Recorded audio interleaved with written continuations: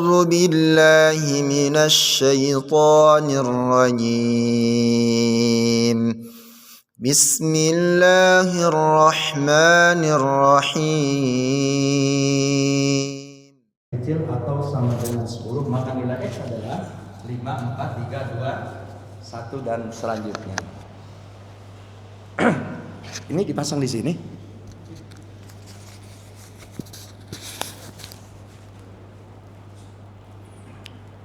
Jadi kalau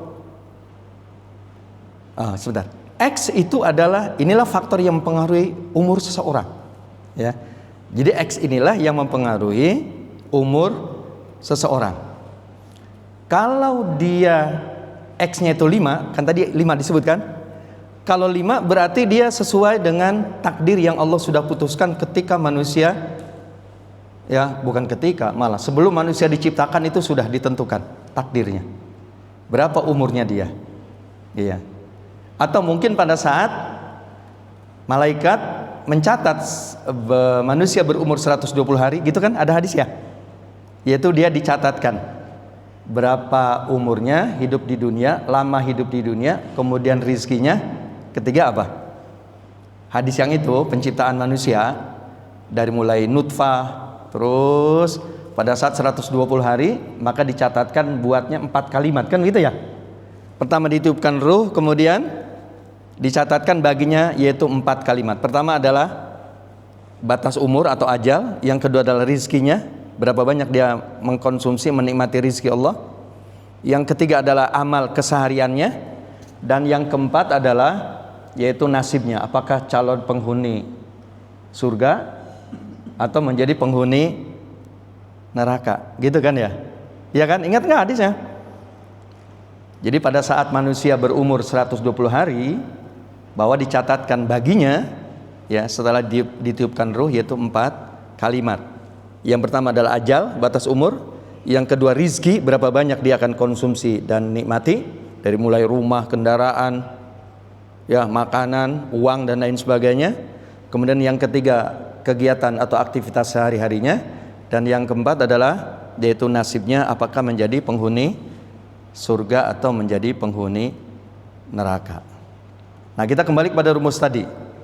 Jadi 2X lebih kecil atau sama dengan 10, maka kalau manusia itu X, kalau dia X-nya maksimal tadi hanya 5, nah 5 itulah yang membuat dia sesuai dengan tadi takdir yang Allah sudah tentukan.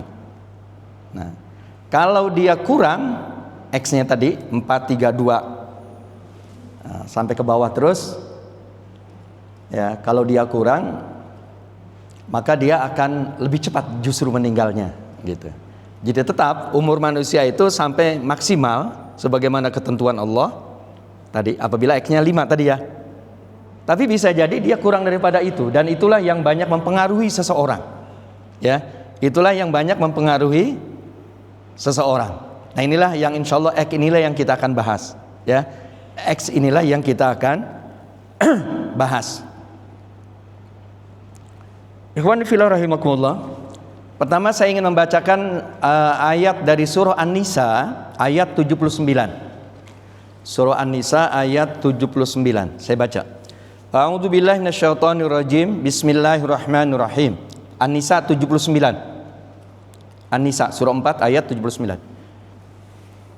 Ma asabaka min hasanatin faminallah, wa ma asabaka min sayyi'atin famin nafsik, wa arsalnaka linnasi rasula wa kafa billahi syahida. Kata Allah, tidaklah ada musibah. Musibah ini artinya sesuatu yang ada pada dirimu, ya, sehat, seger buger, sakit, meninggal dan lain sebagainya. Jadi kata Allah, ma asabaka min hasanatin faminallah, maka apa saja yang menimpa kamu, menimpa itu artinya bukan selalu negatif, sesuatu yang mengenai diri kita, gitu maksudnya.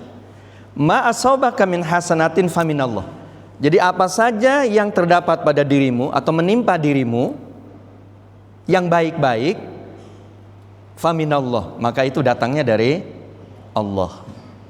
Selanjutnya, sebaliknya sekarang, wa ma asabaka min sayyi'atin famin nafsik, dan apa saja yang mengenai kamu yang buruk-buruk, maka itu adalah famin nafsik, itu dari dirimu sendiri. Jadi jangan dikaitkannya kepada Allah. Jadi kalau yang jelek-jelek itu adalah berasal dari diri kita sendiri. Warsalna kalinasi rasula, dan kami telah mengutus ya kepada kita manusia yaitu seorang rasul. Allah telah mengutus Rasulullah sallallahu alaihi wasallam ya sebagai pembimbing kita. Wa kafa billahi syahida, dan cukuplah Allah sebagai saksi. Allah memberikan kesaksian terhadap amal perbuatan kita sehari-hari. Tapi Allah tidak biarkan begitu saja manusia dibimbing oleh Rasulullah sallallahu alaihi wasallam, yaitu berupa petunjuk, berupa hidayah hidup. Jadi bukan hanya bagaimana kita hidup di surga ya di akhirat nanti, tapi juga bagaimana kita hidup baik, bagaimana kita hidup sesuai dengan apa yang Allah Subhanahu wa taala tentukan buat manusia. Itulah yang disebut dengan sunnah-sunnah kauniyah. Itulah sunnah-sunnah alam. Ya, pagi hari kalau belum makan kita terakhir kemarin berapa? Jam berapa? Katakanlah jam 7 begitu. Ya, pagi ini maka perutnya nuntut pengen diisi. Nah, itu sunatullah. Mau ustadz, mau kiai, mau orang biasa, mau punya duit, tidak punya duit, ya, pagi hari karena sudah cukup lama ya tidak makan dari jam 7 malam, ini perutnya nagih. Itu namanya sunatullah. Ya, sunatullah. Kita kerja sehari-hari capek, sore hari kita butuh istirahat. Itu sunatullah. Siapapun dia butuh istirahat. Ya. BAB, BAK itu sunatullah. Ya. Baik, kita kembali kepada ayat tadi. Jadi Allah berfirman, ma asabaka min hasanatin faminallah wa ma asabaka min sayyiatin famin nafsik. Kata Allah, apa saja yang mengenai diri kalian yang bagus-bagus, yang baik-baik, itu adalah datangnya dari Allah. Jadi orang kaya, jadi orang alim, jadi orang takwa, punya istri yang solehah, punya anak-anak yang taat, ya taat pada Allah dan taat pada orang tuanya, baik-baik. Itu yang bagus-bagus.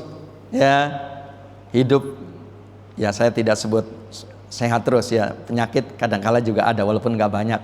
Hidupnya sehat, nggak banyak masalah, itu namanya itu musibah yang menimpa kalian yang bagus-bagus. Maka harus dikaitkannya bukan karena kemampuan dirinya, ya, bukan kehebatan dirinya, bukan ilmu yang ada pada dirinya, tapi itu adalah kita kaitkannya datang dari Allah Subhanahu wa taala. Tapi sebaliknya, wa ma asabaka min sayyiatin, dan apa saja yang menimpa kalian yang jelek-jelek, bodoh, apalagi terus miskin, apalagi sering sakit-sakitan, banyak masalah hidupnya, ya kumuh, jorok dan lain sebagainya, itu jangan dikaitkannya kepada Allah, tapi itu adalah famin nafsik, itu adalah dari dirimu sendiri. Karena Allah dan Rasulnya sudah memberikan bimbingan. Tadi ayatnya lanjutnya kan, warsalna kalinasi rasulah, kami utus engkau hai Muhammad sebagai Rasul pembimbing ya untuk manusia, ya untuk manusia. Jadi Allah tidak begitu saja menciptakan manusia dengan segala peralatannya, tapi dikasih petunjuk. Nah, petunjuk inilah yang dibawa oleh baginda Rasulullah Sallallahu Alaihi Wasallam kepada umat di akhir zaman ini, agar manusia itu ya hidupnya itu sesuai ya dengan apa yang Allah kehendaki, dengan sunnatullah tadi. Nah, itulah X, ya itulah X. Bapak-bapak hadirin yang dimuliakan oleh Allah. Nah, kita membahas X ini, ya, kita membahas X ini adalah bagaimana Islam punya perhatian terhadap kesehatan, ya, bagaimana Islam punya perhatian terhadap kesehatan. Sebenarnya pembahasannya bukan hanya sehat, ya, cuman karena temanya sekarang sedang berbicara tentang ajal, kita tidak berbicara rizki, kita tidak berbicara amal keseharian kita, dan kita tidak berbicara nasib manusia nanti akan menjadi penghuni surga atau menjadi penghuni neraka. Jadi kita hanya dari hadis yang 4 yang dituliskan oleh malaikat kepada calon manusia saat 120 hari di rahim ibunya, maka yang kita bahas hari ini itu adalah tentang ajal saja, ya. Nah, apa di antara X-nya ini? Nah, inilah yang kita pahami. Yang pertama adalah fadlul afiyah wasihah, ya, yaitu fadilah atau keutamaan afiyah. Afiyah itu bahasa Arab, ya, sama dengan sehat maknanya. Fadlul afiyah wa sihah. Umpamanya hadis Rasulullah sallallahu alaihi wasallam, kata beliau, sallullahal afwa wal afiyah. Fa inna ahadan lam yu'ta ba'dal yakin khairan minal afiyah. Rawahu Tirmidzi. Kata Nabi, sallullah al afwa wal afiyah. Mintalah kamu kepada Allah sehat. Ya, mintalah kamu kepada Allah sehat dan maaf. Ya. Jadi maaf dan sehat. Kenapa itu diminta? Karena itulah yang membuat kita hidupnya insya Allah tadi X-nya itu tadi maksimal. X-nya itu 5. Ya, X-nya itu 5. Sallullahal afwa wal afiyah. Jadi kata Allah, mintalah kamu, mohonlah kamu kepada Allah, yaitu maaf dan afiyah. Jadi maaf itu kaitannya dengan jiwa kita, ya, melakukan kesalahan, hati kita. Kalau afiyah ini kaitannya dengan anggota tubuh kita, jasad kita. Kenapa itu yang diminta? Alasannya adalah fa inna ahadan lam yu'ta ba'dal yakin khairan minal afiyah. Karena seseorang atau siapapun itu tidak diberikan setelah ia diberikan keyakinan adalah lebih baik daripada afiyah, daripada sehat. Artinya bahwa sehat itu adalah merupakan karunia Allah yang terbaik setelah Allah memberikan keyakinan kepada kita. Alhamdulillah jadi muslim. Ya. Ini merupakan nikmat yang pertama. Nah, setelah diberikan hidayah, petunjuk oleh Allah menjadi seorang muslim, kemudian juga kita menjadi muslim yang sehat, menjadi muslim yang seger, menjadi muslim yang enggak sakit-sakitan. Jadi kita diperintahkan oleh Allah untuk meminta yaitu maaf dan sehat. Jadi bagus ini kita sama-sama baca ya. Allahumma inni, ayo. As'alukal afwa wal afiyah. Bismillahirrahmanirrahim. Allahumma inni as'alukal afwa wal afiyah. Coba sama-sama. Ayo bismillah.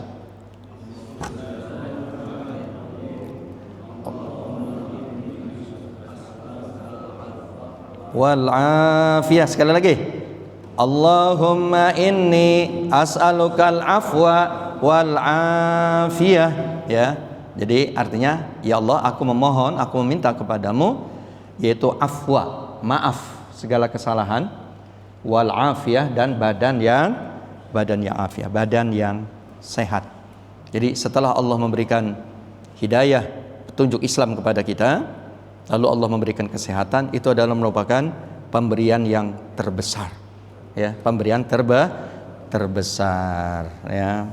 Apalagi kalau ditambah ya hidayah Islam, hidayah sehat, kemudian hidayah duitnya cukup ya, duitnya cukup. Begitu kira-kira Pak Noto ya. Oke. Yang kedua, ini masih hadis karena ini tadi saya sudah sampaikan. Jadi kita tentu pandangan Islam itu seperti apa, X-nya itu seperti apa. Yang kedua adalah kata Nabi, man u'tiya afiyatan fi dunyahu wa afiyatan fi dinihi faqad faza fauzan azima. Rawahu Ahmad. Kata beliau, siapa orang yang diberikan afiyah fi dunyahu, dunianya, jadi dia diberikan sehat dunianya, wa afiyatan fi dinihi, dan sehat agamanya, faqad faza fauzan azima, itu adalah orang yang hidupnya sukses, kata Allah, kata Rasulullah. Jadi dunianya sehat, kemudian juga akhiratnya sehat, agamanya sehat. Ya. Jadi dunia sehat itu apa? Rizkinya dipenuhi oleh Allah Subhanahu wa taala. Ya, rizkinya dipenuhi. Punya istri tadi, istri yang soleha. Punya anak, anaknya yang taat kepada orang tuanya, taat kepada Tuhannya. Itu adalah sehat dunia. Ya, bisnisnya alhamdulillah lancar. Ya, itu dunia. Kemudian juga ya, yaitu sehat agamanya. Ya, faham agama dengan baik. Ya, faham agama dengan baik. Kemudian juga ia menjalankan agama dengan benar. Ya, sesuai dengan pemahaman tadi. Ya, hidup di masyarakatnya dia baik. Tidak menjadi troublemaker ya, orang yang selalu membuat onar di lingkungan, bukan ya. Nah ini kata Nabi, katanya faqad faza fauzan azima, maka orang itu adalah orang yang memperoleh kesuksesan yang sangat besar. Nah ini hadis ini juga adalah menjelaskan tentang bagaimana perhatian Islam ya terhadap hidup sehat. Karena saya yakin tidak ada orang yang mati mendadak, bukan mati mendadak, mati tiba-tiba tanpa punya masalah. Setuju nggak kira-kira? Ya, mungkin hati kecil Bapak nggak setuju. Jadi orang itu nggak mungkin mati begitu saja. Orang sehat seger bugar, pasti dia sebenarnya punya masalah. Cuman masalahnya terdeteksi atau tidak penyakitnya. Ya, dikonsultasikan tidak dengan dokter dan lain sebagainya, sehingga tidak ada terapi. Jadi orang kadangkala jatuh lagi naik motor terus meninggal, itu dia sebenarnya sudah punya masalah, mungkin ada jantung ya dan lain sebagainya. Cuman gitu, orang tuh kadangkala takut malah ya. Dia pergi ke dokter takut ketahuan katanya penyakitnya, mendingan nggak ketahuan penyakit katanya, jadi hidupnya jadi bebas. Tidak, justru kita sedini mungkin kita terdeteksi penyakit yang ada pada diri kita, kalau memang ada. Tentu kalau sudah ada penyakit kita konsultasikan, segerakan kita berobat. Nanti kita lanjutkan ke hadis-hadis berikutnya. Saya tidak bacakan hadis seluruhnya, kira-kira paling tidak 2 hadis tadi, yaitu bagaimana perhatian Islam ya terhadap kesehatan. Berikutnya lagi, bagaimana kita menjaga sehat. Sehingga hadis menyebutkan tentang keutamaan seorang mukmin yang sehat. Jadi mukmin itu ada mukmin sehat, ya, kuat, dan ada mukmin yang kurang sehat, ya, sakit-sakitan dan lemah tentunya. Kata beliau, al-mu'minul qawi khairun wa ahabu ilallahi minal mu'minid dhaif wa fi kulli khair. Kata Nabi, seorang mukmin yang kuat, ya, itu akan lebih baik dan lebih dicintai oleh Allah dibandingkan dengan mukmin yang lemah. Ya, jadi kuat ini ya bukan hanya kuat iman tentunya. Ya, tidak mudah tergoda, tidak mudah kepleset, tetapi juga memiliki kekuatan ya mungkin fisik, ilmu, ya materi dan lain sebagainya, sehingga dia tidak menjadi beban bagi orang lain. Makanya Nabi SAW itu beliau menasehati kita agar kita saling menanggung ya kerabat kita. Apa kata beliau? Wabda biman ta'ul, maka mulailah dari orang yang menjadi tanggungan kalian. Jadi tetap infak dan sodako itu yang lebih utama adalah kita infak itu kan artinya belanja ya. Jadi belanja yang utama adalah kita penuhi siapa dulu? Yaitu keluarga kita. Baru setelah itu kepada yang lain. Lalu Nabi mengatakan wabda biman taul, mulailah, awalilah dari orang yang menjadi tanggungan kalian. Nah ini makna dari al-mu'minul qawi khairun wa ahabbu ilallahi minal mu'min ad-dhaif. Ya wa fi kulli khair. Jadi seorang mukmin yang kuat maka lebih baik dan lebih dicintai oleh Allah dibandingkan dengan mukmin yang lemah. Ya. Yang kedua adalah afdhalun nas. Ya, afdhalun nas. Orang yang paling utama. Kata beliau dalam hadisnya, khairun nas man tala umruhu wa hasuna amaluh. Tsumma su'ila faman syarrun nas atau faman syarrun nas fa ajaba man tala umruhu wa sa'a amaluh. Kata beliau, sebaik-baik orang yang paling utama adalah orang yang umurnya panjang dan amalnya juga bagus. Kemudian beliau ditanya, lalu siapa orang yang terburuk, yang terjelek wahai Rasulullah? Jadi sebaliknya pertanyaan itu, maka beliau menjawab adalah orang yang umurnya panjang tapi umurnya tidak digunakan untuk kebaikan. Artinya bisa jadi orang kafir ada yang umurnya panjang, ya, ada orang yang tidak taat kepada Allah tapi justru umurnya panjang. Karena secara sunatullah dia terpenuhi. Jadi X-nya tadi dia memang maksimal, ya. X-nya tuh 4. Ya, X-nya tuh 5. Ya, X-nya 5. Kalau umurnya lebih pendek berarti X-nya itu berapa? Kemungkinannya 4, 3, 2, 1, ya, begitu. Jadi kata beliau afdhalun nas khairun nas, ya. Khairun nas man tala umruhu wa hasuna amaluh. Ya. Wa syarrun nas yaitu man tala umruhu wa sa'a amaluh. Jadi sebaik-baik manusia adalah orang yang umurnya panjang dan umurnya dimaksimalkan untuk beramal soleh. Kemudian yang ketiga adalah al-amru bil ilaj, yaitu perintah untuk berobat. Jadi walaupun berobat bukan yang wajib, seperti kita sholat, zakat, puasa, haji, ya. Tetapi berobat itu diperintah. Jadi berobat itu hukumnya apa? Bukan wajib, tapi hukumnya adalah mandub, boleh.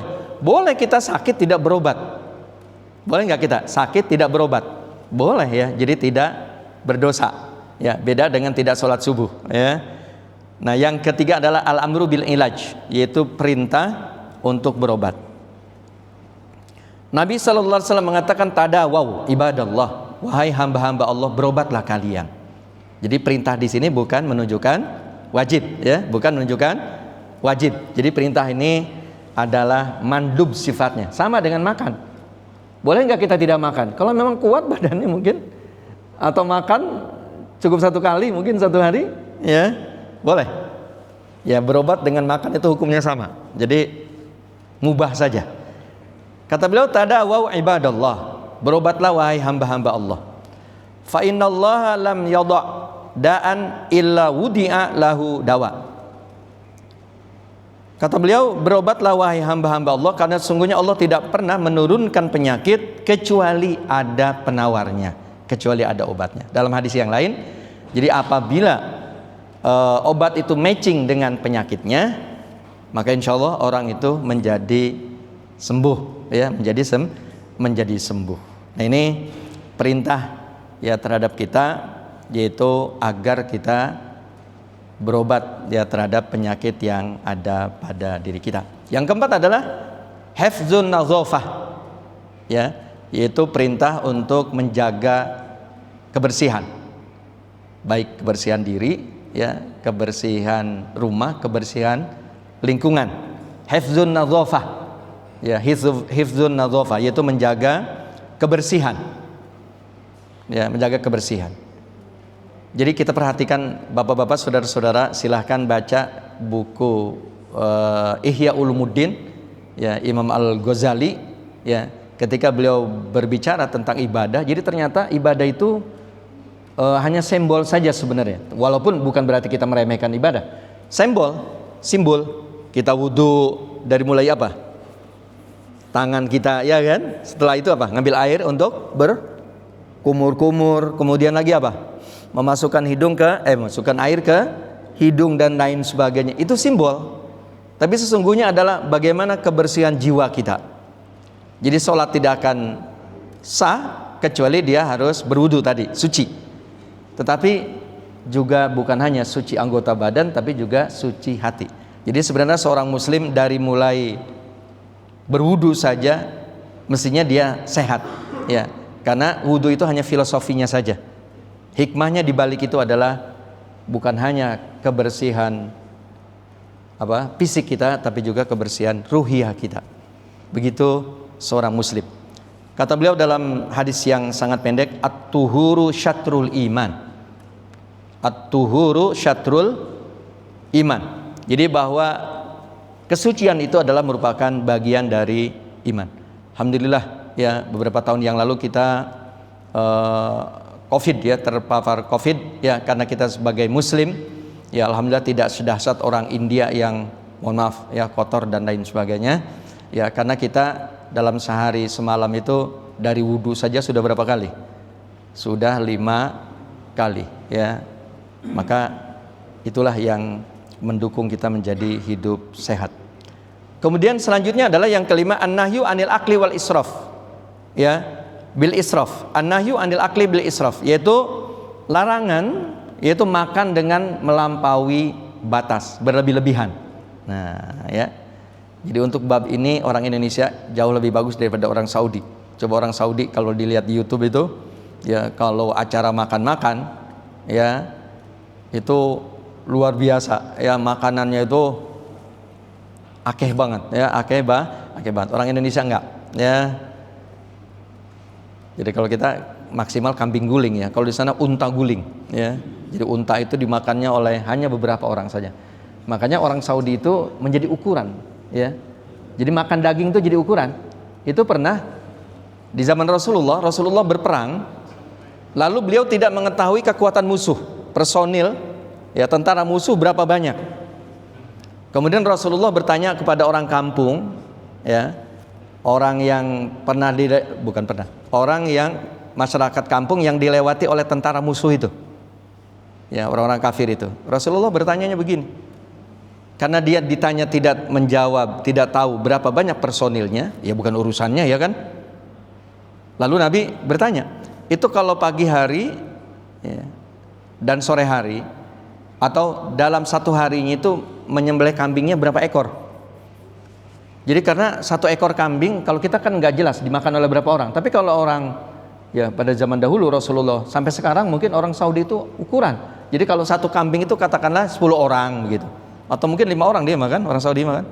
Tapi kalau orang Indonesia nggak jelas ya, karena dagingnya bisa jadi segede gini ya, bisa jadi kecil ukurannya dan lain sebagainya. Di Padang apalagi kalau makannya yang 12.000, mungkin dagingnya cuman ya kan selimpirannya doang ya.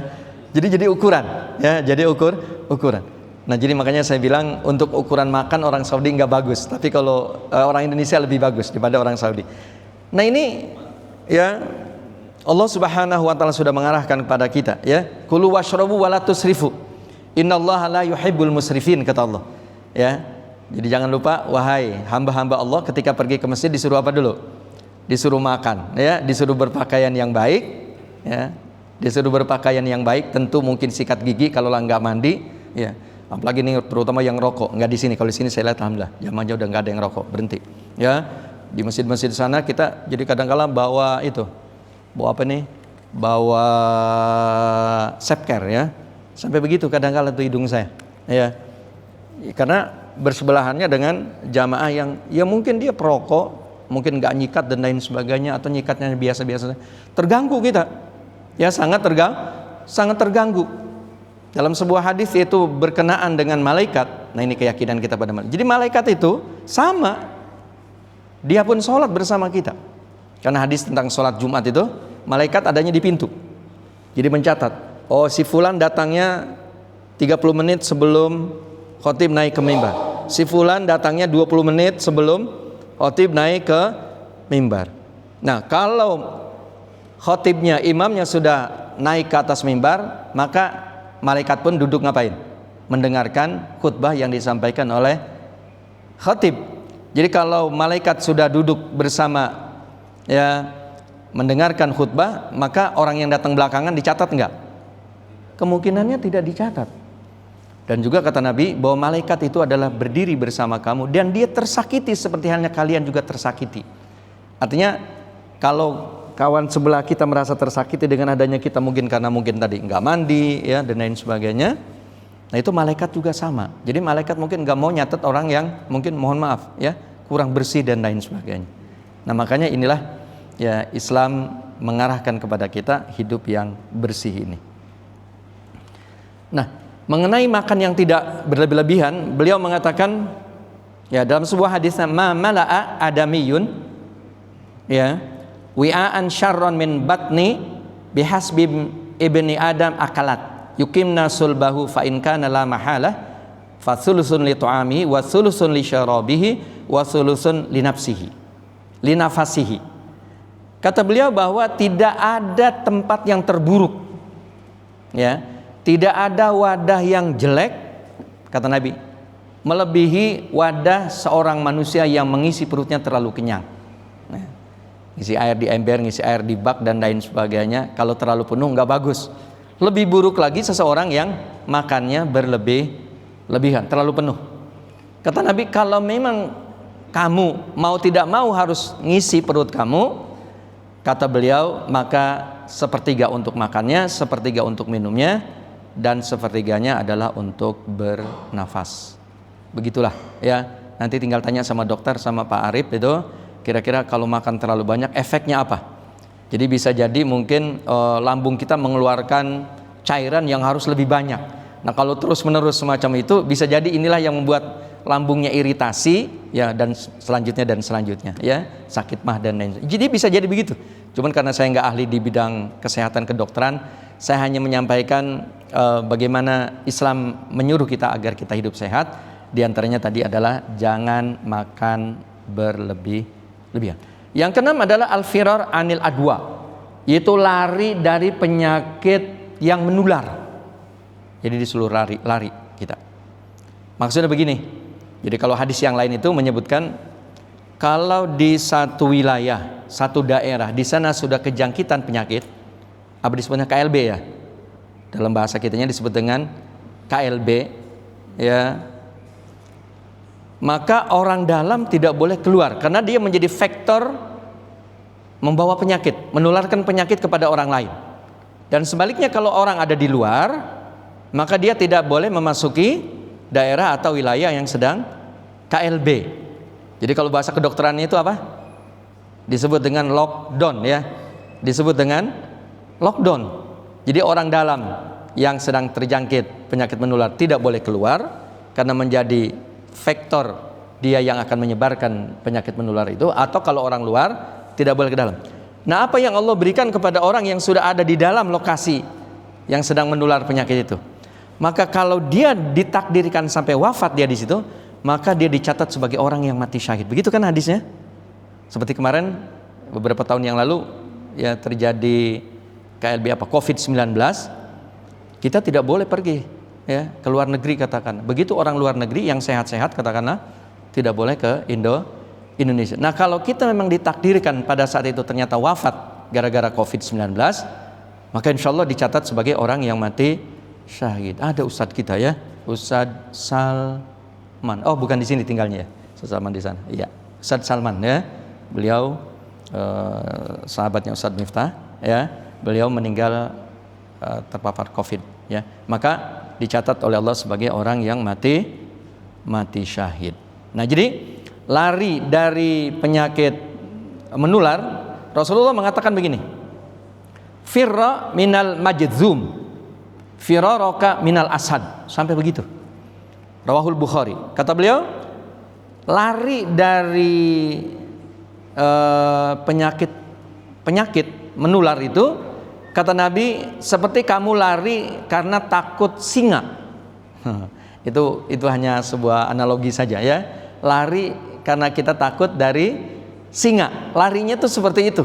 Nah, inilah diterjemahkan bahasa sekarang disebut dengan apa tadi? Lockdown ya, disebut dengan lockdown. Berikutnya ya tentang lari dari penyakit menular ini disampaikan oleh Aisyah radhiyallahu anha, qala Rasulullah sallallahu alaihi wasallam, Rasulullah bersabda, kata beliau, Allahumma inni a'udzubika minal baros wal junun wal juzam wa min sayyi'il asqam, rawahu Muslim. Ini hadisnya sahih ya. Ya Allah, aku berlindung kepadamu dari baros. Baros itu penyakit belang ya. Itu beliau mengatakan begitu. Wal junun, yaitu gila. Jadi kita minta kepada Allah agar kita dihindari dari gila. Wal juzam. Wal juzam itu, mohon maaf, yang rumah sakitnya itu ada di Tangerang kalau dulu. Wallah, kalau sekarang banyak mungkin. Apa itu? Potong ininya. Jari tangan atau jari kaki disebut apa disebutnya? Lepra. Iya, itu. Ya. Kusta ya, kusta atau lepra ya mungkin saudaranya itu. Ya, kusta. Iya. Jadi Nabi sampai mengajarkan doa kepada kita itu. Ya, ini sama-sama. Ayo, Bismillahirrahmanirrahim. Allahumma inni a'udzubika minal baros wal junun wal juzam wa min sayyi'il asqam. Allahumma inni a'udzubika minal baros wal junun wal juzam wa min sayyi'il asqam. Ya Allah, aku berlindung kepadamu itu dari penyakit belang, gila, ya penyakit kusta dan penyakit-penyakit yang berat. Sayyi'ul asqam. Jadi penyakit-penyakit berat ya, seperti apa umpamanya? Kanker ya, dan beberapa jenis penyakit yang lain yang berat, itu kita mohon kepada Allah agar kita dijauhkan. Dan ingat ya, doa itu adalah merupakan silahul mukmin. Kata Nabi bahwa doa itu adalah merupakan silahul mukmin, bahwa doa itu adalah merupakan senjatanya seorang yang beriman ya, seorang yang beriman. Lanjut ya. Nah, sekarang sehat itu harus bagaimana? Kita bagaimana supaya hidup menjadi sehat? Yang pertama, ya, jadi sehat ditinjau dari syar'i dan iman. Ya, sehat ditinjau dari syar'i dan iman. Jadi bagaimana Islam mengarahkan kita agar kita hidup sehat? Yang pertama adalah dengan silaturahmi. Ya, yang pertama adalah dengan silaturahmi. Ya. Kata beliau, man ahabba ayyabsuta lahu fi rizqihi wa yunsa lahu fi asari falyasil rahimah. Rawahul Bukhari. Kata beliau, siapa orang yang ingin dibanyakan rizkinya, ya, siapa orang yang ingin dibanyakan rizkinya dan diperpanjang umurnya, falyasil rahimah, maka hendaklah dia menyambung hubungan kekerabatan, ya, silaturahmi. Perhatikan, saya bedakan antara silaturahmi dengan ziarah, ya.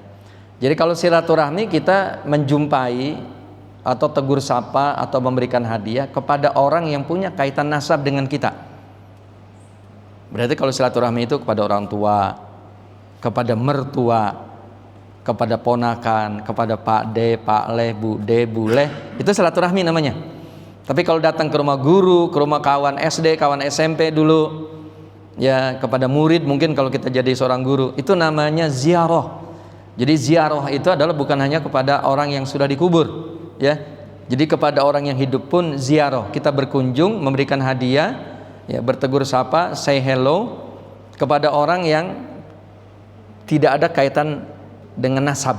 Tapi kalau pada nasab, ziarah yang khusus namanya tadi silaturahmi. Dan di sini Rasulullah mengatakan, man ahabba ayyabsuta lahu fi rizqi wa yunsa lahu fi asari falyasil rahimah.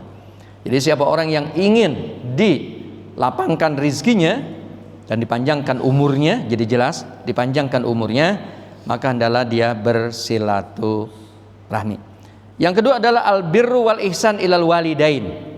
Itu berbakti dan ya berbakti kepada kedua orang tua. Jadi ketika orang tuanya masih hidup, ya, maka dia berbakti kepadanya. Nah, sekarang kalau orang tuanya sudah meninggal, apakah masih ada birrul walidain untuknya? Ada. Ya, Islam itu mengajarkan kepada kita, umpamanya menyolatkannya, ya, menyolatkannya, salat mayit maksudnya kepada orang tua, ya. Yang kedua adalah menziarahinya, kemudian ketiga mendoakannya. Yang keempat, nah ini yang kadang kala orang lupa atau nggak tahu ilmunya. Yang keempat adalah menyambung kekerabatan, persahabatan, perkoncoan, pertemanan dengan orang yang ketika orang tua kita masih hidup, dia adalah menjadi sahabatnya. Ya, dia adalah menjadi sahabatnya. Ini yang dipraktikkan oleh para sahabat dahulu. Ya, ini pernah Ibnu Umar. Ibnu Umar itu anaknya Umar bin Khattab. Ibnu Umar ketika ke Mekah, mungkin menunaikan umroh, mungkin bertemu dengan seorang Arab Badui. Ya, beliau menaik unta, kemudian beliau turun dari untanya dan membuka serbannya. Salnya ini dia buka, lalu dipakaikan kepada Arab Badui tadi, ya, yang ditemukan di jalan di Mekah. Kemudian beliau turun dari untanya dan memerintahkan atau menaikkan Arab Badui tadi ke atas untanya. Sehingga orang-orang banyak bertanya di situ. Kenapa? Karena Ibnu Umar itu ulama.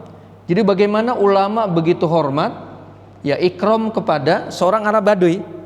Mohon maaf, maksud saya bukan Arab Badui itu jelek, ya.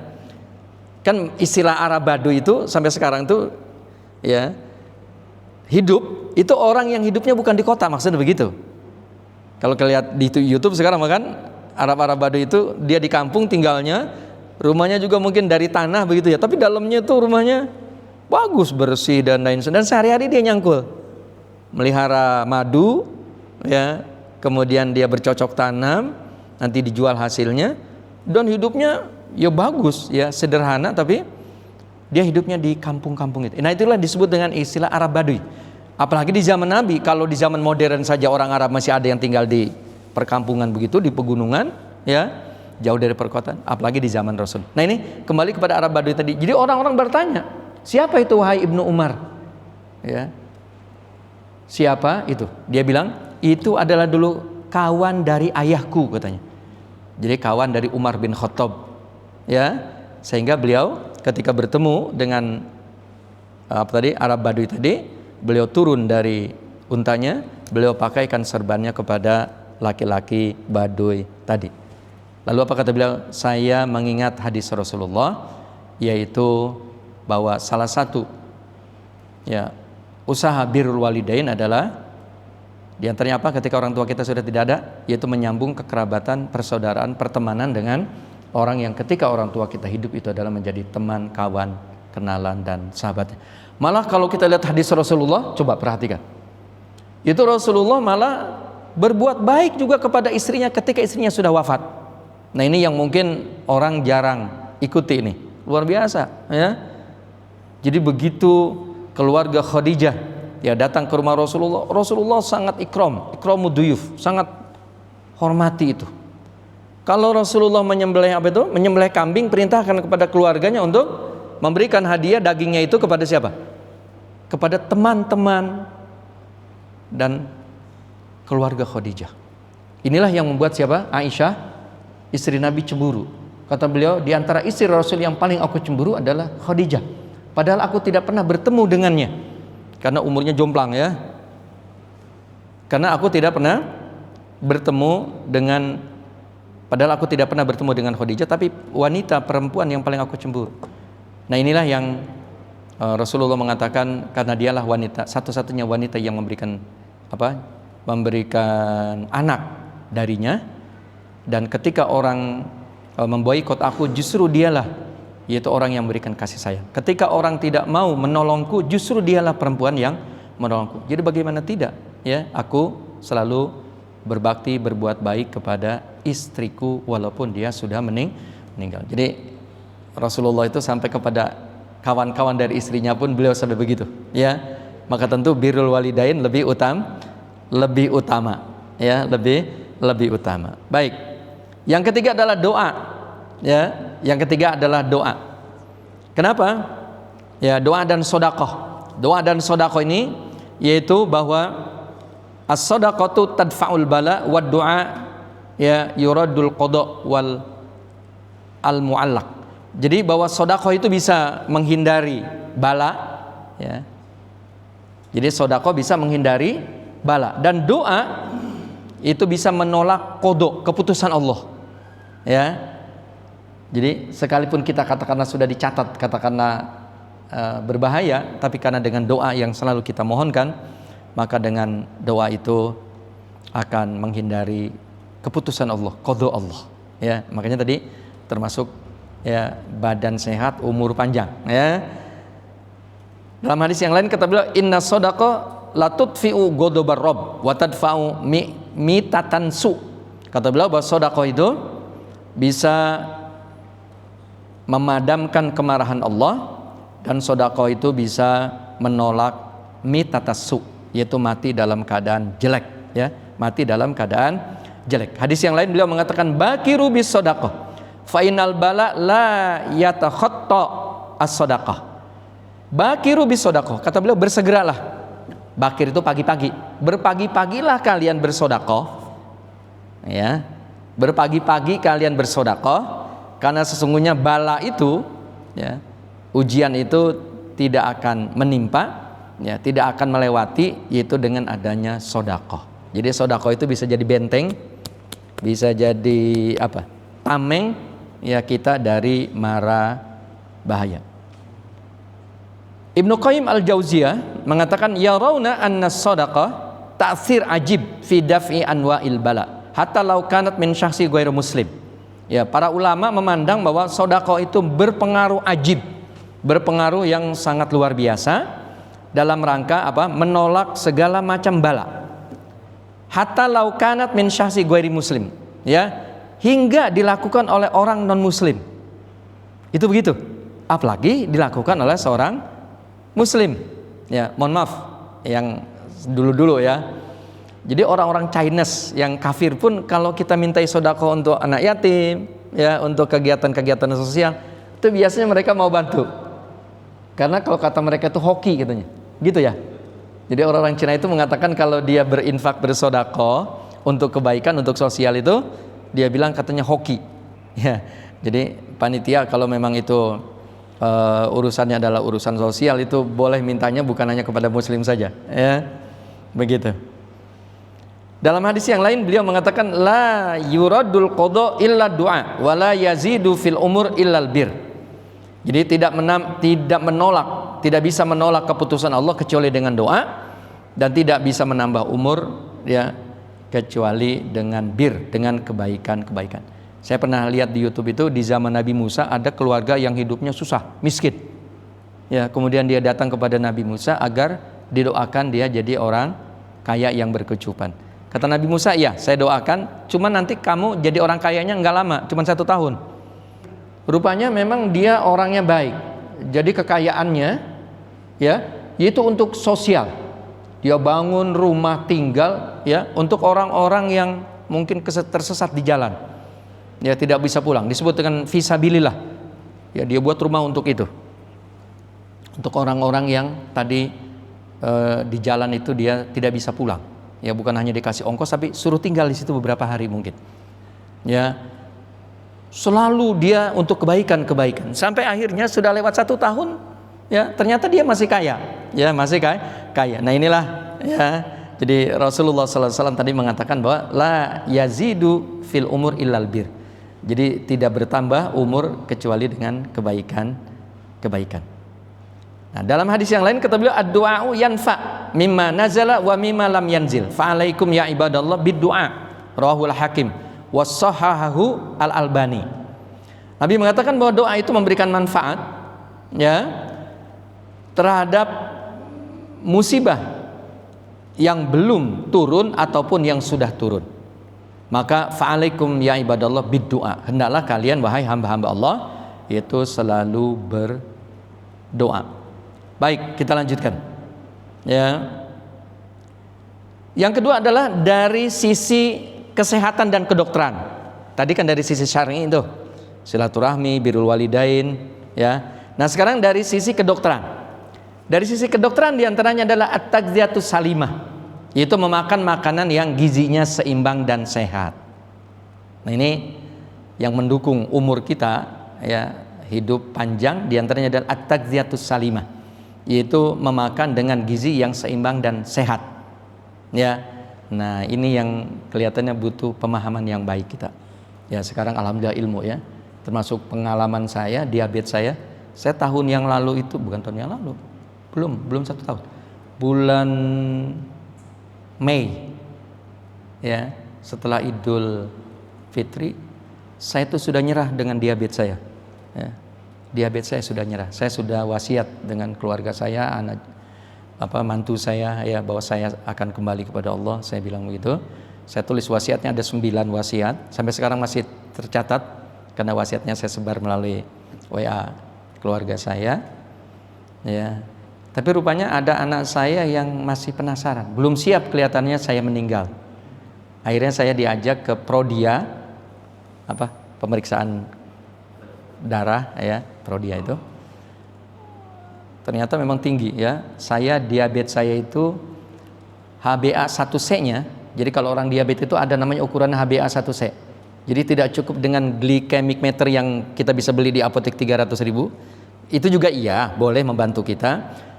Tapi kalau HbA1c yang ada hanya di rumah sakit dan di Prodia, bayarnya memang agak mahal, itu di atas 600.000 bayarnya. Tapi kita gula darah kita ketahuan.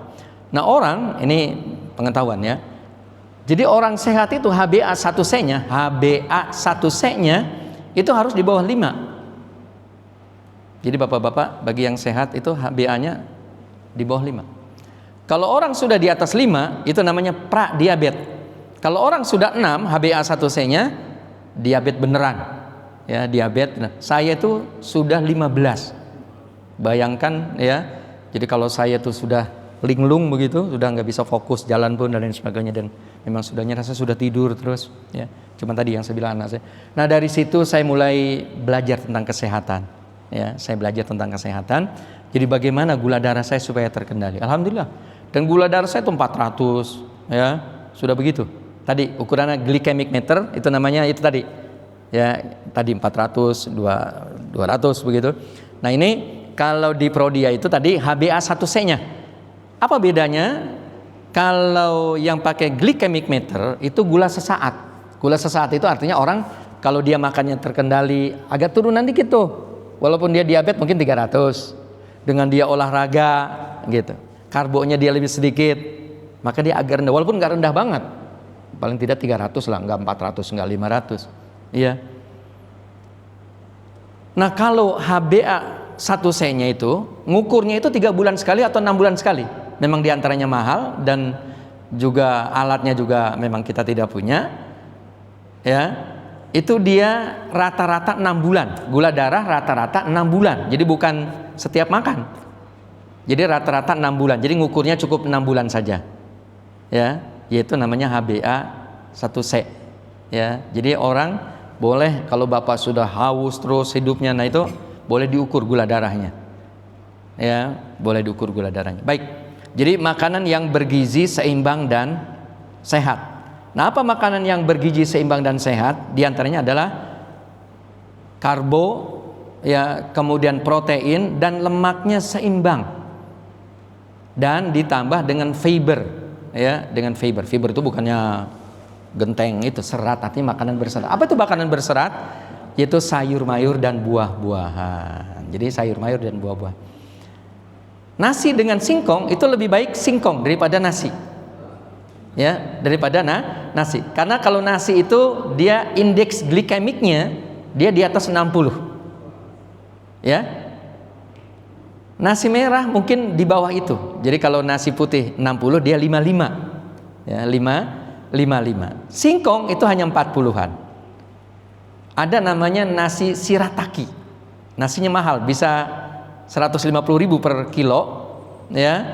Itu dia indeks glikemiknya hanya 25. Nah, kalau sayur mayur indeks glikemiknya lebih rendah lagi. Dan alhamdulillah saya sudah berapa bulan ini, ya mungkin sudah 5 bulan saya makannya tidak makan nasi, saya makannya sehari-harinya sayur mayur.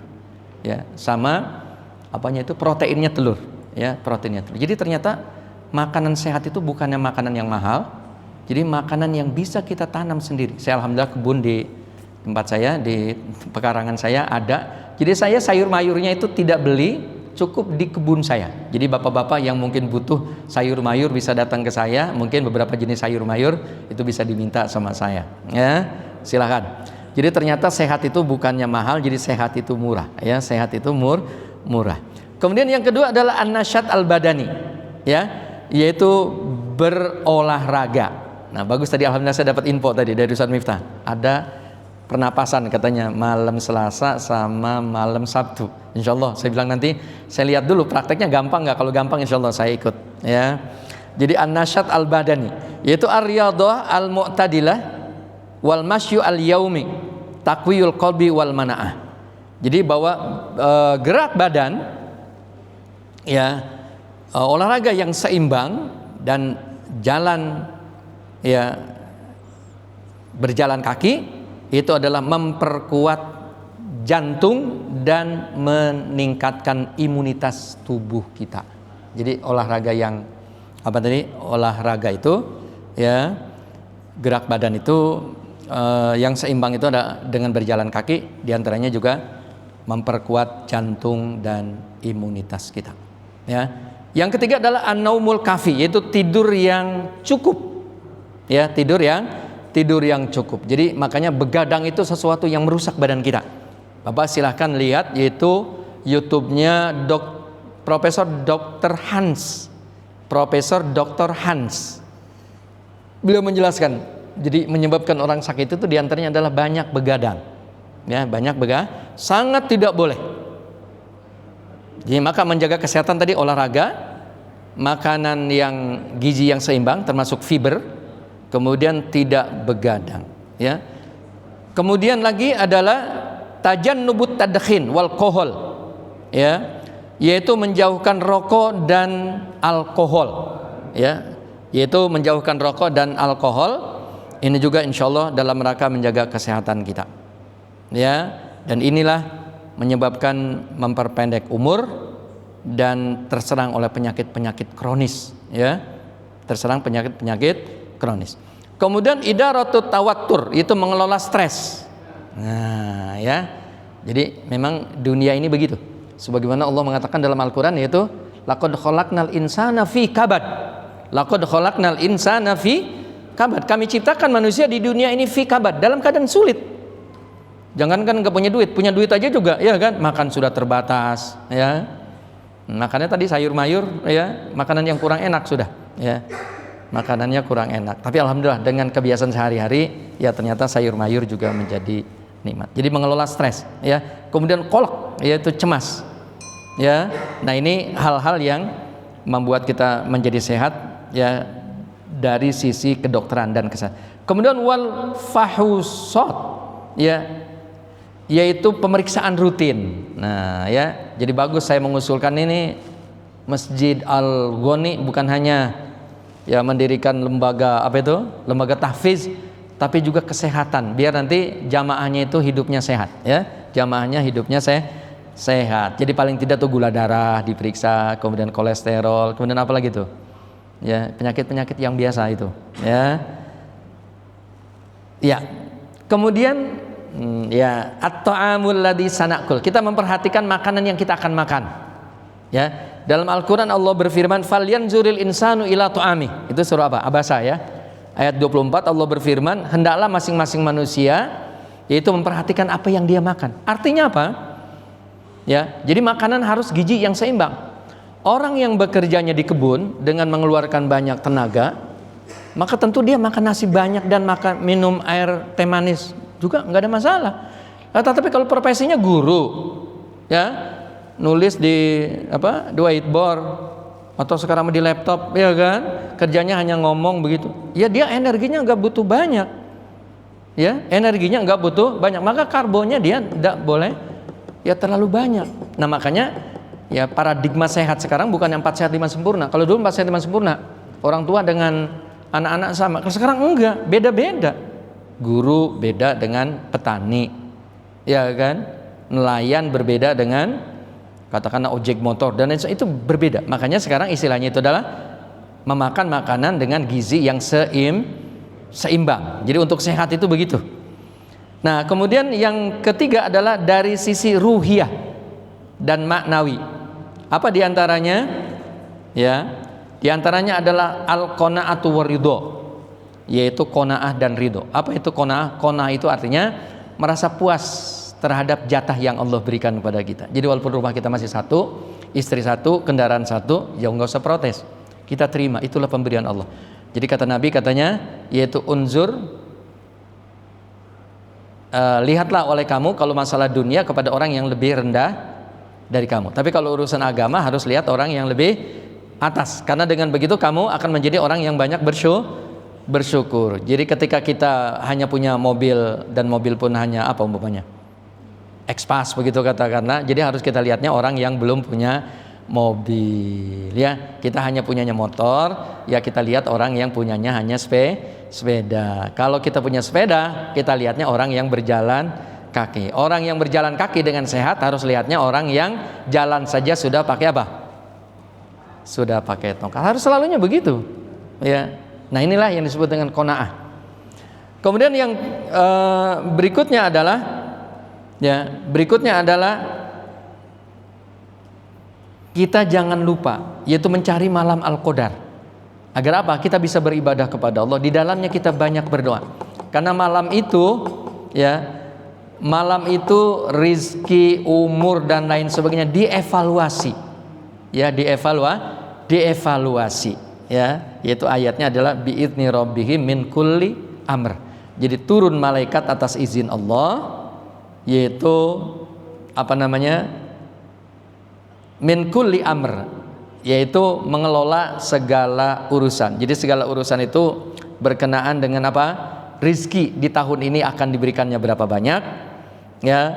Kemudian kejadian-kejadian yang berkenaan dirinya apa saja, ya. Kemudian dia diberikan keberkahan, ya, memperoleh keberkahan, kebaikan-kebaikan yang lain dan lain sebagainya. Nah ini, ya. Jadi untuk menjaga kesehatan, ya, yaitu ditinjau dari 3 sisi, dan kita penuhi ketiga sisi ini. Yang pertama adalah dari sisi syariah, yang kedua dari sisi kedokteran dan kesehatan, kemudian dari sisi ruhiyah, ya, dari sisi ruhiyah. Nah, kalau kita maksimal tadi dari sisi agama syariah, yang kedua kedokteran dan kesehatan, yang ketiga adalah tadi kejiwaan atau psikologis, maka insya Allah kitanya berapa X-nya tadi? X-nya adalah 5. Tapi kalau tidak terpenuhi itu bisa jadi hanya 4, bisa jadi 3, bisa jadi 2, 1 dan lain sebagainya. Nah, sebagai tambahan terakhir, jadi mengenai takdir bukan hanya pada manusia, alam jagat raya ini dan lain sebagainya itu adanya di buku induk. Di mana buku induk adanya? Buku induk itu adanya di Lauhul Mahfuz. Buku induk itu adanya di Lauhul Mahfuz, termasuk Al-Quran. Jadi Al-Quran itu yang ada di kita itu hanya salinan.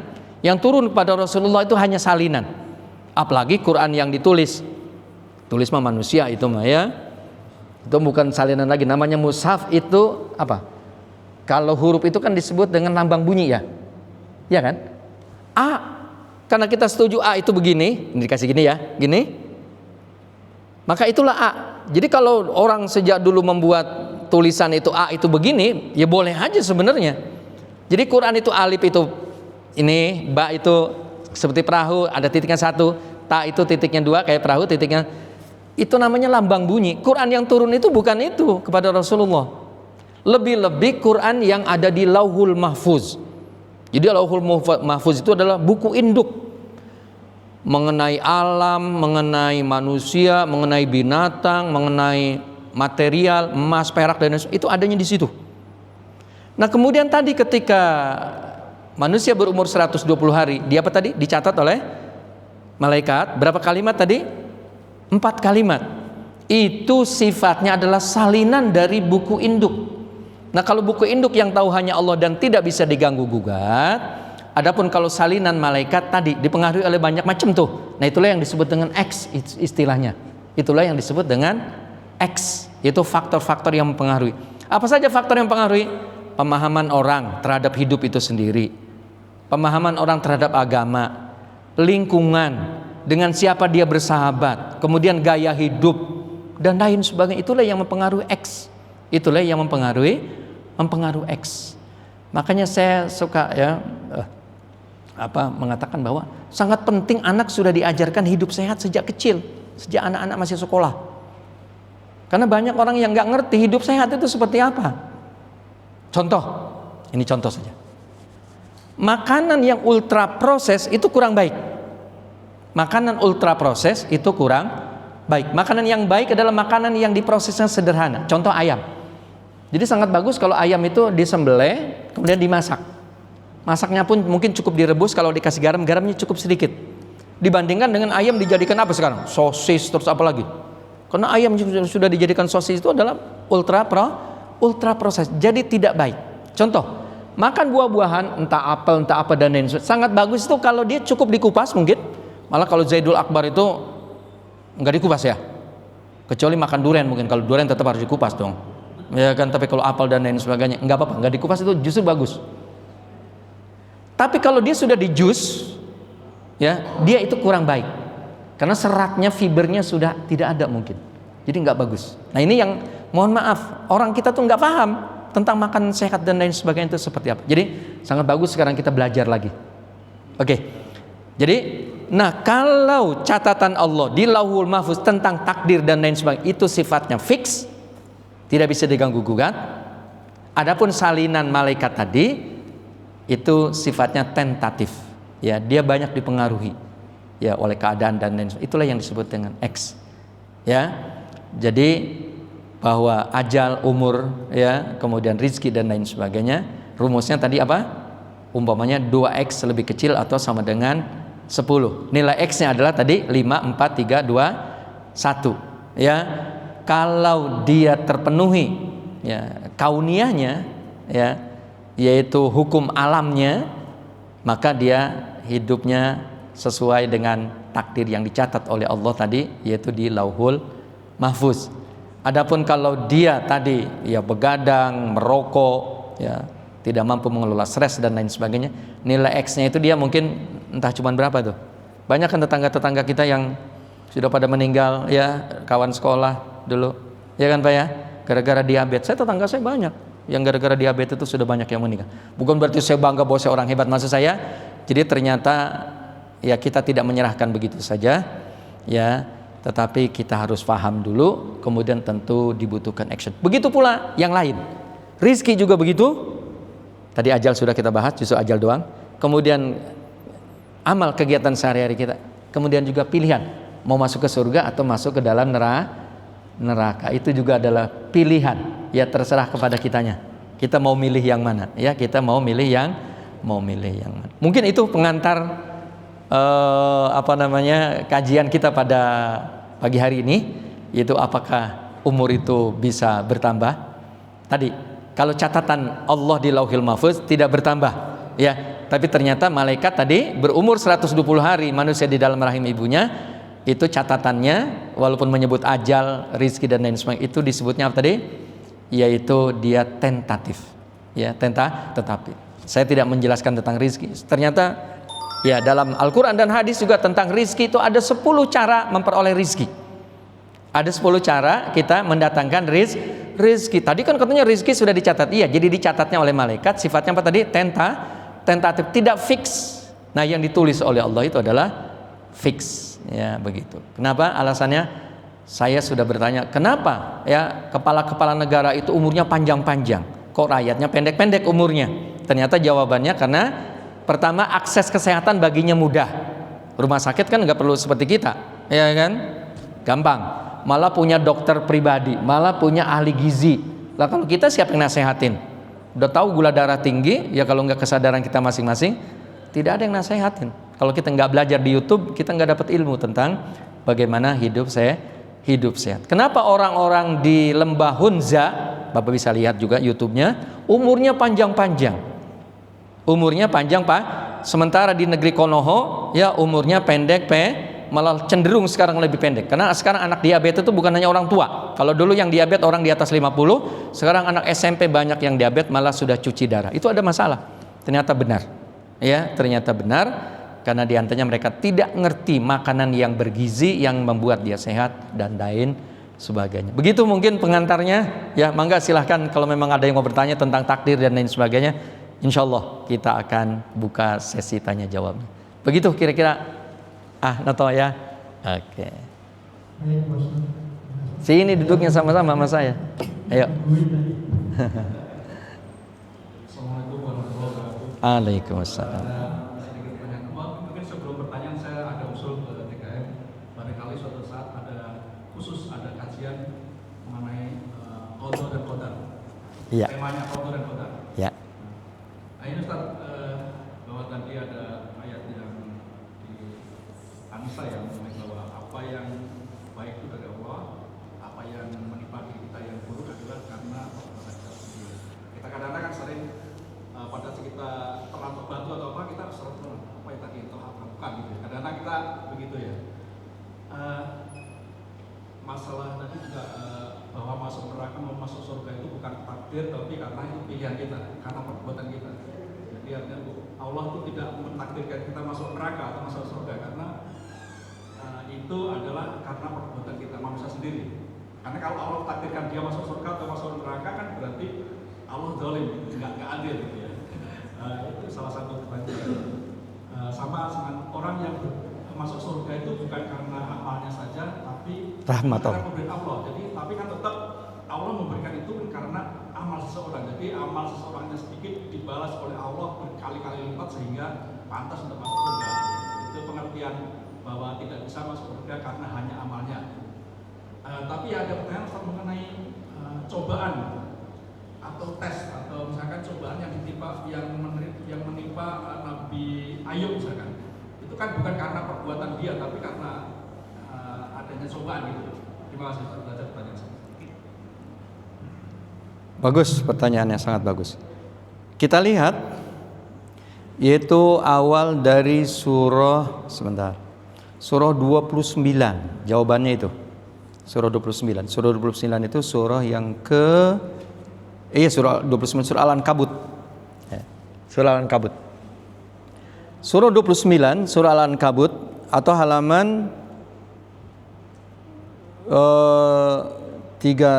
Berapa itu? 396 atau terlalu kecil saya ini angkanya. Iya, kalau nggak salah 396 halamannya. Surah Al-Ankabut yaitu surah 29. Ya, surah 29 yaitu ayat 2 dan 3. Ya. Allah berfirman begini, A'udzubillahi minasyaitonirrajim. Bismillahirrahmanirrahim. Ahasiban nasu ayutraku ayyaqulu amanna wa hum la yuftanun. Walaqad fatannal ladzina min qablihim fala ya'lamannallahu alladzina shadaqu wa la ya'lamannal kadzibin. Apakah manusia mengira, katanya? Apakah manusia menduga? Mereka ditinggalkan begitu saja padahal mereka mengatakan amanna, kami beriman, wa hum la yuftanun, dan mereka tidak pernah diuji. Mereka belum pernah diuji oleh Allah. Jadi apakah manusia menduga, katanya, bahwa mereka ditinggalkan begitu saja tanpa diuji dulu oleh Allah padahal mereka mengatakan amanna, kami beriman. Artinya apa ayat ini? Ya, bahwa orang beriman itu pasti diuji oleh Allah. Untuk apa? Dijawab oleh Allah pada ayat berikutnya, walaqad fatannal ladzina min qablihim fala ya'lamannallahu alladzina shadaqu wa la ya'lamannal kadzibin. Sungguh kami telah menguji orang-orang sebelum mereka. Untuk apa? Fala ya'lamannallahu alladzina shadaqu wa la ya'lamannal kadzibin. Agar Allah tahu siapa di antara mereka yang imannya benar dan siapa di antara mereka yang munafik. Begitu. Nah, ini tentu yang merupakan syariah, yang merupakan aturan-aturan Allah berkenaan dengan pribadi manusia. Jadi manusia kalau fisiknya diatur oleh alam, artinya oleh alam itu maksud saya aturan-aturan alam tadi di awal saya sudah sampaikan. 12 jam enggak makan, pasti perutnya lapar. Apakah itu ustadz, apakah buruh, apakah orang punya duit atau orang tidak punya duit. BAB, BAK. Makanya orang kalau terdesak BAB BAK, dia walaupun tidak sholat berjamaah nggak apa-apa, dia selesaikan dulu BAB BAK-nya. Malah makruh orang berjamaah sementara perutnya sakit, pengen BAB BAK dia tahan, nggak boleh, makruh hukumnya. Karena BAB BAK merupakan hukumnya sunatullah kauniyah. Nah, manusia itu diatur oleh Allah bukan hanya oleh kauniyah, oleh alam. Tadi lapar, ya kan, kenyang, sakit dan lain-lain. Tetapi manusia juga diatur oleh Allah dengan aturan-aturan disebut dengan syariah. Nah, syariah inilah ada perintah, ada larangan, ada boleh, ada haram, ada anjuran, ada dan lain sebagainya. Nah, diantaranya syariah ini mengatakan bahwa orang-orang yang beriman itu diuji oleh Allah supaya Allah tahu siapa orang yang pengakuannya benar, siapa orang yang pengakuannya palsu. Jadi gitu. Jadi ujian itu memang Allah ingin tahu orang berpegang kepada syariah, kepada Islam itu benar atau enggak. Jadi bukan Allah zalim. Ya. Orang sekolah aja anak dari kelas 1 ke kelas 2 naik harus diuji, ya kan? Begitu pula ke kelas-kelas berikutnya. Begitu pula nanti pindah dari SD ke SMP, dari SMP ke SMA, sampai kuliah pun begitu. Dinyatakan lulus kalau dia nanti di depan guru besar, ya kan, sidang skripsinya. Ya, sidang skripsi. Kalau dia tidak lulus, maka dia tidak disebut sarjana, ya kan? Nah, begitulah. Disebut sebagai orang yang beriman kalau dia lulus ujian. Dia nanti akan masuk ke surga, itu orang-orang yang sudah lulus dalam ujian. Jadi kalau itu tadi ujian. Ya, orang beriman itu diuji oleh Allah. Ya, diuji oleh Allah. Nah, itulah disebut dengan syariah. Ya, disebut dengan syariah. Jadi manusia itu ada yang mengatur fisik badannya itu adalah dengan sunatullahnya kauniyah, sifatnya alam jagat raya sama, ya, seperti air dipanaskan 100 derajat maka dia mendidih. Kalau dia didinginkan 0 derajat jadi apa? Membeku, jadi es. Siapapun yang melakukan itu, apakah orang Irian atau orang Jakarta, begitu kan? Apakah dilakukan oleh orang beriman atau orang kafir? Apakah orang yang muslimnya baik atau muslimnya jelek, amburadul? Sama, itulah disebut dengan kauniyah, itulah alam.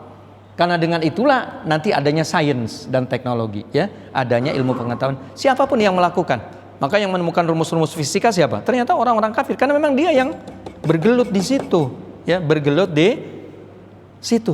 Ya, nah, itulah disebut dengan takdir, kadar. Takdir itu kan kadar, ukuran, ya. Nah, sementara untuk pribadi manusia, akhlak, ya, pribadinya diaturnya oleh syariah. Nah, ujian itu tadi kaitannya dengan syariah, ya. Karena orang beriman itu kata Allah akan diuji sebagaimana orang-orang dulu telah diuji oleh Allah. Ada ayat yang lebih keras lagi. Apakah kalian akan mengira kalian masuk ke surga padahal belum diuji seperti orang-orang dahulu? Ada yang kepalanya digergaji, ya. Ada yang disisir dengan sisir besi. Ada yang, mohon maaf, lidahnya itu. Bapak baca coba hadis-hadisnya berkenaan dengan itu. Ada dalam surah Al-Baqarah, ya. Apakah kalian mengira masuk ke surga padahal juga kalian belum diuji seperti orang-orang dahulu? Begitu kira-kira mengenai ujian itu, ujian hidup. Baik, yang lain?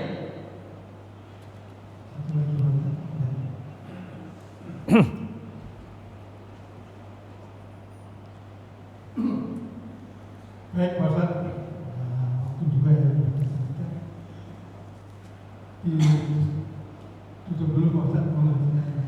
Baik, mari kita tutup kajian kita pada pagi hari ini. Kita berdoa pada Allah, mari kita bacakan suratul Fatihah. Semoga surah ini menjadi tawasul, menjadi wasilah, ya. Sarana doa-doa kita dikabulkan, dijabah oleh Allah Subhanahu wa taala. Al-Fatihah. A'udzu minasyaitonir rajim. Bismillahirrahmanirrahim. Alhamdulillahirabbil alamin. Ar-Rahmanir Rahim. Maliki yaumiddin. Iyyaka na'budu wa iyyaka nasta'in. Ihdinas siratal mustaqim. Siratal ladzina an'amta 'alaihim ghairil maghdubi 'alaihim waladdallin. A'udzu minasyaitonir rajim. Bismillahirrahmanirrahim. Alhamdan yuafi ni'amahu wa yukafi mazidah. Ya Rabbana lakal hamdu kama yanbaghi li jalali wajhika wa 'azimi sultanik. Allahumma ighfir lil muslimina wal muslimat wal mu'minina wal mu'minat al ahya'u minhum wal amwat. Ighfir lana wal walidina warhamhuma kama rabbawna shighara. Allahumma ighfir lana wal ikhwanina alladhina sabaquna bil iman wa la taj'al fi qulubina ghillan lil ladzina amanu rabbana innaka ra'ufur rahim. Allahumma la tada' lana dhanban illa ghafarta wa la aiban illa satarta wa la maridan illa syafaita wa la hamman illa farajta wa la dainan illa qadaita wa la hajat min hawaijid dunya wal akhirah illa qadaitaha ya arhamar rahimin.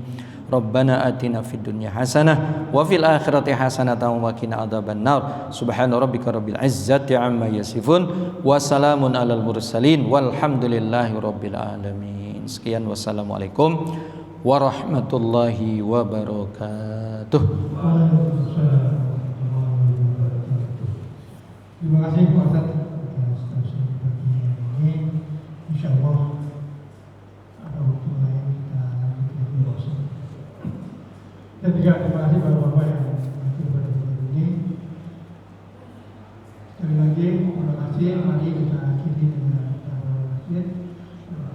Subhanallah, asyhadu an la ilaha illa anta, astaghfiruka wa atubu ilaik.